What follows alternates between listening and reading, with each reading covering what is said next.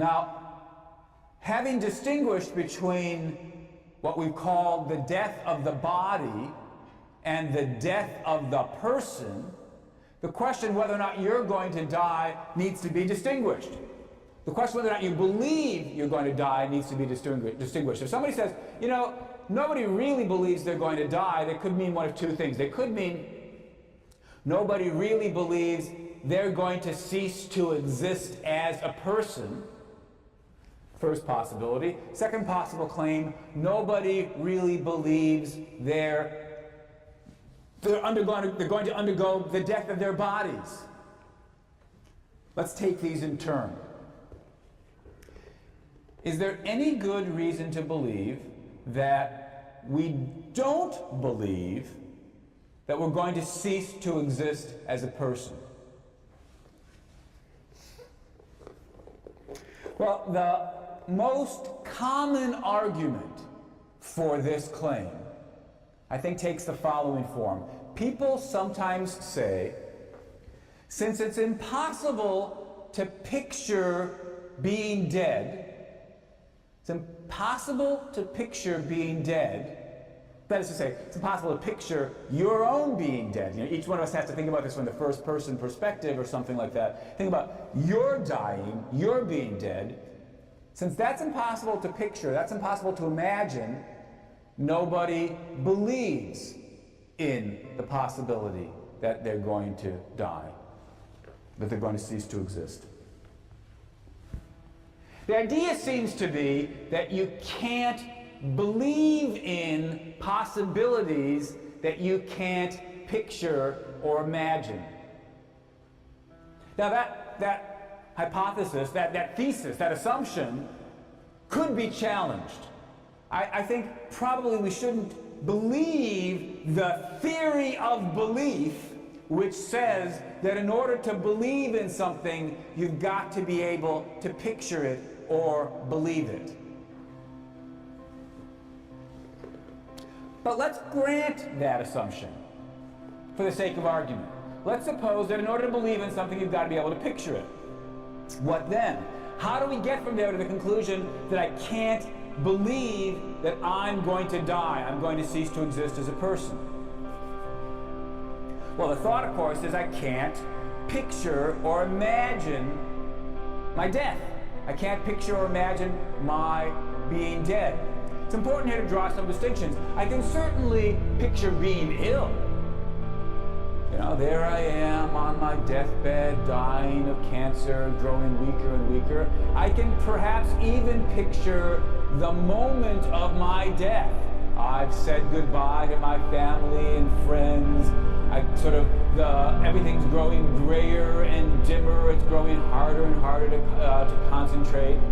And then there is no end more.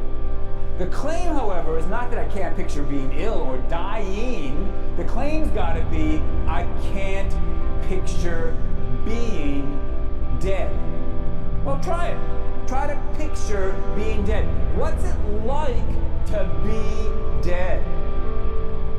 Sometimes people claim it's a mystery.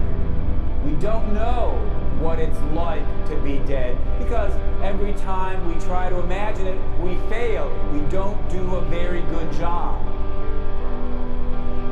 I'm inclined to think that that way of thinking about the question is really confused. You set yourself the goal of trying to put yourself in the situation imaginatively of what it's like to be dead. So I start by trying to strip off the parts of my conscious life that I know I won't have when I'm dead. I won't hear anything. I won't see anything. I won't think anything. And you try to imagine what it's like to not think or feel or hear or see. And you don't do a very good job of it. So you throw your hands up and you say, I guess I don't know what it's like.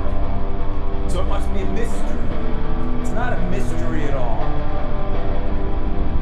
Suppose I ask, what's it like to be this cell phone? The answer is, it's not like anything.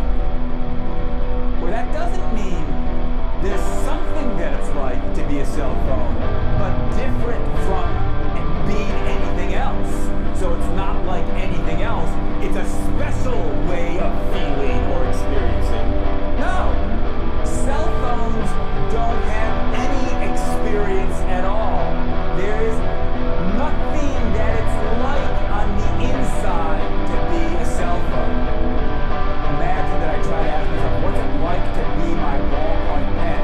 And I try to imagine, well, first imagine being really, really stiff, because you're not flexible when you're a ballpoint pen. You can't move. And imagine being really, really bored because you don't have any thoughts or interests. No, that's completely the wrong way to go about thinking what it's like to be a ballpoint pen. There's nothing that it's like to be a ballpoint pen. There's nothing to describe, nothing to imagine. No mystery about what it's like to be a ballpoint pen. No mystery about what it's like to be a cell phone. Well, similarly, I put to you, there's no mystery about what it's like to be dead. It isn't like anything.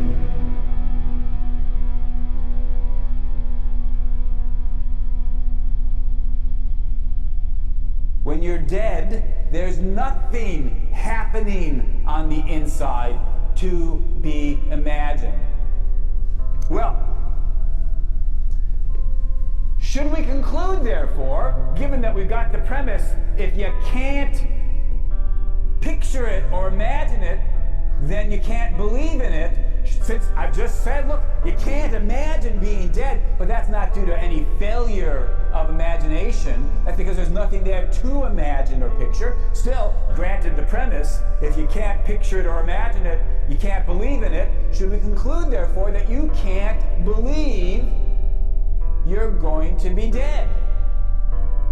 No, we shouldn't conclude that. After all, not only is it true that you can't picture from the inside what it's like to be dead, you can't picture from the inside what it's like to be in dreamless sleep. There's nothing that it's like to be in dreamless sleep. When you're in dreamless sleep, you're not imagining or experiencing anything.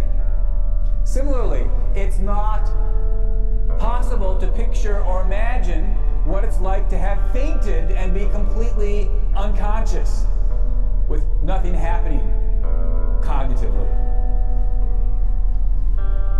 There's nothing to picture or imagine. Well, should we conclude, therefore, so nobody really believes that they're ever in dreamless sleep?